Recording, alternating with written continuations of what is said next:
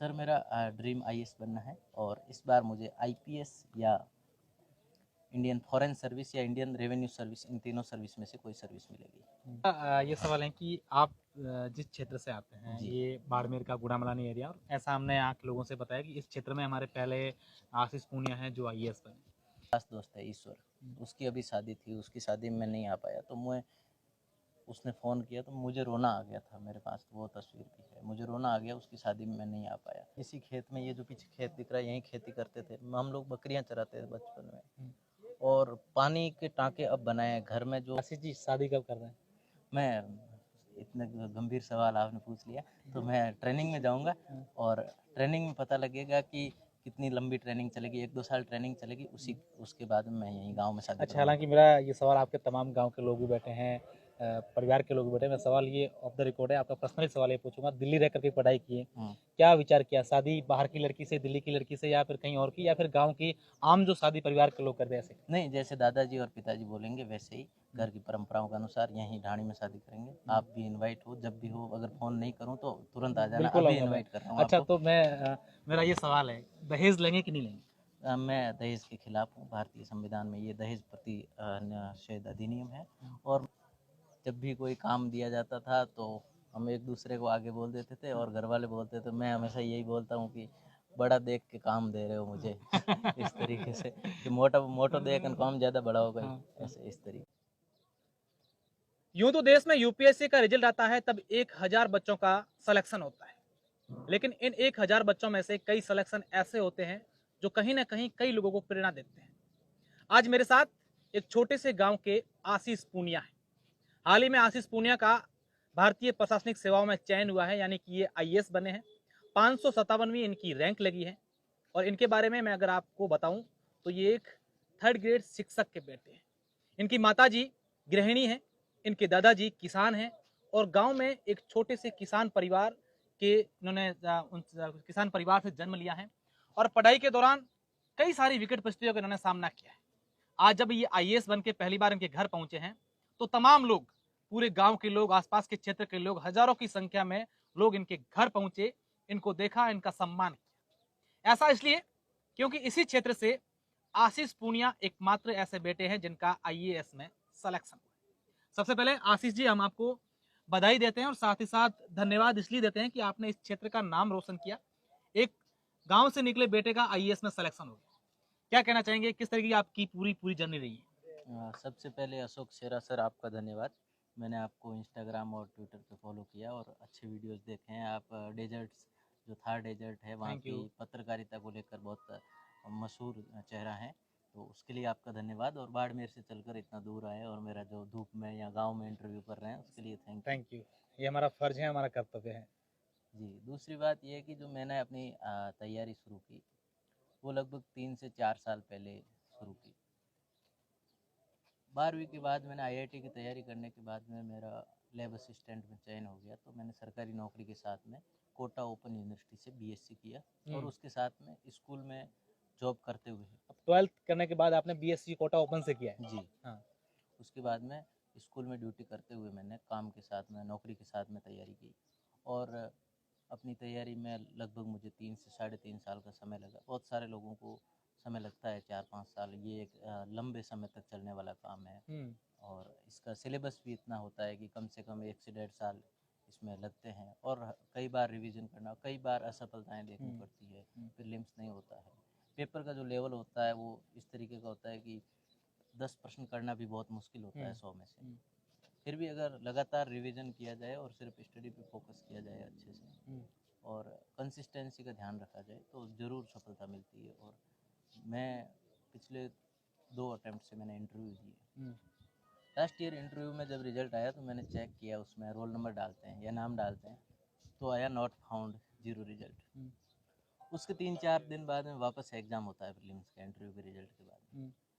तो जो असफलता हुई उसके लिए गम मनाने के लिए या रोने के लिए भी टाइम नहीं होता है। अगले प्रीलिम्स जो 3 दिन बाद में देना होता है उसके लिए तैयार करना होता है अपने आप को। तो वो प्रीलिम्स मेरा पास हुआ खुशकिस्मती से, इंटरव्यू में फेल होने के बाद में। फिर मैं मेंस की तैयारी करने के लिए दिल्ली गया। वहाँ पे बहुत सारे इंस्टीट्यूट्स ने मदद की, दृष्टि आईएएस, विजन आईएएस, काफ़ी सारे इंस्टीट्यूट्स ने मदद की। और हम लोगों का दोस्तों का एक ऐसा ग्रुप बन गया था जिसमें बहुत सारे दोस्त हैं मेरे, उन्होंने मदद की। यहाँ राजस्थान बाड़मेर से भी मेरे दोस्त हैं, अरविंद, रविंदर, अशोक, भादु, ये सब दोस्तों ने मेरी बहुत मदद की। और ऐसा कहा जाता है, कोई दार्शनिक ने कहा है कि आप कुछ भी नहीं होते हैं, सिर्फ अपने आसपास के जो 5 लोग होते हैं ना, उनका औसत होते हैं आप। तो मैं अपने दोस्तों का ही औसत हूँ, और उम्मीद करता हूँ कि मेरे दोस्त जो बाड़मेर से हैं या और राजस्थान या जहाँ से भी है, वो भी बहुत जल्दी सेलेक्ट हो। तो आपका फिर से धन्यवाद। अच्छा, आशीष जी, जब कोई सफल होता है इंसान, चाहे 12th में या 11th में या किसी कंपटीशन एग्जाम में होता है, तो सबसे पहले उसका सवाल होता है कि आपकी पढ़ाई कितने घंटे करते थे, क्या कैसी आपकी तैयारी रहती थी। मेरा ये सवाल नहीं है, मेरा ये सवाल है कि आप पढ़ते कैसे थे, क्या आपका पढ़ने का शेड्यूल किस तरीके से आप पढ़ते थे, कितने घंटे पढ़ते थे, ये मायने नहीं रखता है। मैंने कई लोगों का इंटरव्यू किया, कई आईएएस के इंटरव्यू किए, तो ये चीज सब वो बताते हैं कि कैसे कितने घंटे पढ़ते, वो मायने नहीं रखते। आप कैसे पढ़ते हैं, आपकी पढ़ाई का करने का तरीका क्या रहता है, आपका क्या तरीका रहता था? मेरा जो पढ़ाई करने का तरीका ये है, वो जो सरकारी स्कूल में एक सिस्टम होता है कि अध्यापक कई बार नहीं होते हैं, या होते हैं तो भी वो बहुत, जैसे प्राइवेट स्कूल में रट्टा के पढ़ाते हैं, उस तरीके से होता है प्राइवेट। वैसे सरकारी स्कूल का सिस्टम होता है कि बच्चा सवाल पूछता है, बच्चे के सवाल पैदा होते हैं, जिज्ञासा का भाव होता है। तो मैं सबसे पहले बैठ जाता हूँ और फिर मैं शुरू के 5 मिनट कुछ नहीं पढ़ता हूँ। मैं ये लिखता हूँ कि ये पढ़ने के बाद में मैं क्या सीखूँगा। पहले क्वेश्चनिंग करना, अपने आप से सवाल पूछना कि ये किताब पढ़ने के बाद में मैं क्या नया आदमी बन पाऊँगा। कई बार ये होता है कि जो अच्छी किताबें होती है वो अपने को पूरी तरह बदल देती है। किताब पढ़ने से ठीक पहले जो आदमी आप थे, किताब पढ़ने के बाद में आप दूसरे आदमी बन के निकलेंगे। तो मेरा ये मानना है कि सवाल पूछना, अपने आप से पूछना सवाल, सवालों का जवाब ढूंढना अच्छी बात है। जैसे कि मुझे प्यास लगी है तो पानी पीने में अच्छी बात है, ऐसे ही पानी ठूंसने में कुछ मतलब नहीं। तो जब मैं सवाल पूछूंगा, जिज्ञासा का भाव पनपेगा, अपने आप से पूछूंगा, लिखूंगा ये सवाल है, ये सवाल है। उसके बाद में जो पढ़ाई करता हूँ 3 से 4 घंटे मेरा, और मेरा कंसिस्टेंसी, मैं जॉब के साथ पढ़ाई करता था तो एवरेज 5 घंटे, और 3 सालों को मिला के रखें तो 3.5 4 घंटे मैं रोज़ डायरी लिखता हूँ। तो मुझे पता है 3 से 4 घंटे मेरी रोज़ की पढ़ाई है। आप डायरी लिखने का भी शौक रखते हैं? जी। अच्छा, अब पढ़ाई को लेकर बात होगी, आपकी 557वीं देश भर में रैंक लगी है। रिजल्ट जब सबसे पहले आपका आया था तो क्या आपका रिएक्शन था, और सबसे पहले आपको किसने बताया था कि मेरा रिजल्ट आ गया है? मेरा रिजल्ट आया तब मेरे 4-5 दोस्तों का अचानक मैसेज आया। एक अरविंद है, एक हमारे लाइब्रेरी के बच्चे हैं, रविंदर है, एक प्रमिला है, एक सरिता है, ये सब लोग हम लाइब्रेरी में साथ में बैठते थे। इन सब का मैसेज आया, पीडीएफ आई कि 557। फिर मैंने अपने आप चेक किया और मैं खुशी से झूम पड़ा कि ऐसा रिजल्ट 2-3 साल से जब फेल्योर देखने के बाद में जब रिजल्ट आता है तो और ज़्यादा रिजल्ट बहुत अच्छा लगता है। बहुत ज़्यादा विनम्रता आती है कि मुझे कोई घमंड नहीं, आईएएस बन गया, मैं और ज़्यादा पहले से पोलाइट हो गया हूँ। क्योंकि असफलताएं जब आती है तो सच्चाई का पता लगता है, जब गिरते हैं तो धरातल का पता लगता है। सही बात है। अभी हमने आपके पापा जी से बात की तो उनका ऐसा कहना था कि आशीष का पहले से ही सपना था, मैं चाहता था कि आईआईटी करें, बीटेक करें, एक प्राइवेट जॉब में जाएं, अच्छा पैकेज मिले। लेकिन उनका सपना था कि ये पापा आप जो चाहोगे वो तो मैं कर लूँगा, लेकिन मुझे सिविल सेवाओं में जाना। ऐसा आपके माइंड में क्यों आया था? क्या आपके दिमाग में ऐसी बात आ गई तो उसके बाद आपने ये तय कर लिया कि नहीं, मुझे तो सिविल सेवाओं में जाना ही है? सिविल सेवाओं को लेकर के एक रुझान है, मुझे ये था कि मुझे तैयारी तो करनी है आईएएस की। मैंने सुभाष चंद्र बोस से लेके एसएन बनर्जी से लेके एस जयशंकर से लेके अश्विनी कुमार तक जितने भी बड़े राजनेता देखे, वो सब यूपीएससी से पास आउट है। और मैंने कहा ज़िंदगी में एक बार आईएएस बनना ज़रूरी है। मैं कुछ भी करूं, जहां भी जाऊं, आईएएस बनने या यूपीएससी का एग्ज़ाम करेक्ट करने के बाद में आपकी गुणवत्ता बढ़ जाती है। आप कुछ भी करेंगे, धंधा करेंगे तो बाकी लोगों से अच्छा करेंगे, अध्यापक होंगे तो बाकी सब लोगों से अच्छा होंगे, आप राजनीति में आएंगे तो बाकी सब लोगों से अच्छी राजनीति करेंगे, मूल्यों की राजनीति करेंगे, वैल्यू के साथ में, धर्म या जाति की राजनीति नहीं करेंगे। तो लंबी पढ़ाई, अपने साथ बिताए हुए 3-4 साल, मुझे लगता है वही मेरी ज़िंदगी का सबसे खूबसूरत समय रहा है, जो मैंने अपने साथ 3-4 साल अकेले बंद कमरे में या दोस्तों से डिस्कशन के साथ बिताए हैं। तो मैं ये शुरू से मानता था कि एक बार सिविल सर्विस एग्ज़ाम को करेक्ट करना बहुत ज़रूरी है, खुद को साबित करने के लिए। अच्छा, ये आशीष पूनिया का ये भी ड्रीम है कि अंडर 100 रहूँ मैं? सर, मेरा ड्रीम आईएएस बनना है, और इस बार मुझे आईपीएस या इंडियन फॉरेन सर्विस या इंडियन रेवेन्यू सर्विस, इन तीनों सर्विस में से कोई सर्विस मिलेगी। और ये तीनों सर्विस सेंट्रल सर्विसेज है, बहुत शानदार सर्विसेज है। तो मुझे जो भी सर्विस मिलेगी मैं उसको ज्वाइन करूँगा, उसके बाद मैं आगे और एग्ज़ाम दूंगा एक आध बार। अच्छा, अब मेरा ये सवाल है कि आप जिस क्षेत्र से आते हैं, जी। ये बाड़मेर का गुड़ामलानी एरिया, और ऐसा हमने यहाँ के लोगों से बताया कि इस क्षेत्र में हमारे पहले आशीष पूनिया हैं जो आईएएस बने। क्या मैसेज आज की यूथ को देंगे? क्योंकि आमतौर पर आज के इस क्षेत्र की यूथ की बात करें तो अभी आपने एक उद्बोधन में कह रहे थे कि कई लोग तस्करों को अपना आइडल मानते हैं, कई किसी और को मानते हैं। शिक्षा कितनी ज़रूरी है और यूथ को क्या मैसेज? यूथ को मैं यही कहना चाहूँगा कि कुछ समय होता है जो आपकी ज़िंदगी में सिर्फ आपके लिए होता है। जैसे डॉक्टर अंबेडकर साहब को मैं मानता हूँ, वो ये कहते हैं कि व्यक्ति का जन्म समाज के लिए भस्म हो जाने के लिए नहीं हुआ है। व्यक्ति का जन्म हुआ है व्यक्तित्व का विकास करने के लिए। कोई आदमी जब अपनी पर्सनैलिटी को डेवलप करेगा तभी वो समाज का विकास करेगा। मैं ये मानता हूँ पहले 20 से 25 साल तक आप अपने खुद पे खर्च करें, बाकी पूरा जीवन समाज के लिए काम करें। और मेरा यही ध्येय है कि शुरू से, अब देखो, कभी मैं किसी की शादी में नहीं गया। कभी मैं अपना, मेरा एक दोस्त है, खास दोस्त है ईश्वर, उसकी अभी शादी थी, उसकी शादी में नहीं आ पाया, तो मैं, उसने फ़ोन किया तो मुझे रोना आ गया था। मेरे पास तो वो तस्वीर भी है, मुझे रोना आ गया, उसकी शादी में मैं नहीं आ पाया। पर मैंने ये तय किया था कि मैं सेलेक्ट होऊंगा और उसके बाद ही मैं शादियों वगैरह में जाऊंगा। तो ये थोड़ा बहुत सेक्रीफाइस करना पड़ता है। तो समाज के लिए अपन बड़ा योगदान तभी दे सकते हैं जब खुद कुछ बड़ा करें। तो यही बात है। अच्छा, अभी मैं सुन रहा था कि आप कह रहे थे कि मैं आईएएस तो बन गया हूँ, लेकिन मेरे गांव के लोग, सफ़ेद साफे वाले या पंचरंगी साफे वाले लोग मुझे जहाँ कहीं भी मिलेंगे, हम्म। मैं उनके लिए एक अफसर नहीं, एक गांव का, उनके परिवार का सदस्य बनकर उनकी बात सुनूंगा। किस टाइप से आपके माइंड में ये बात है? मेरे दादाजी और पिताजी, हम लोग यहीं इसी खेत में, ये जो पीछे खेत दिख रहा है, यहीं खेती करते थे। हम लोग बकरियां चराते थे बचपन में। और पानी के टाँके अब बनाए हैं घर में, जो 2024 तक प्रत्येक घर में जल का कनेक्शन वाली बात है, तो वो अभी तक पहुंची नहीं है। बारिश का पानी इकट्ठा करके पीते हैं। तो जो विपरीत परिस्थितियां हैं वो नॉर्मली देखी है। पर ये है कि जो अपने गांव के लोग हैं वो जिजीविषा से भरे होते हैं। उनमें कुछ भी छल कपट कुछ भी नहीं होता है, साफ दिल के होते हैं। तो और जितना मुझे मान सम्मान मिला, शायद ही मैं अगर दिल्ली मुंबई किसी बड़े महानगर में पैदा होता तो मेरे को कोई नहीं पूछता हाँ, ये 7 लोग आते हैं 5 वेलकम 7 करके लोग रोज, बस हो केक जाए। काट के चले जाते।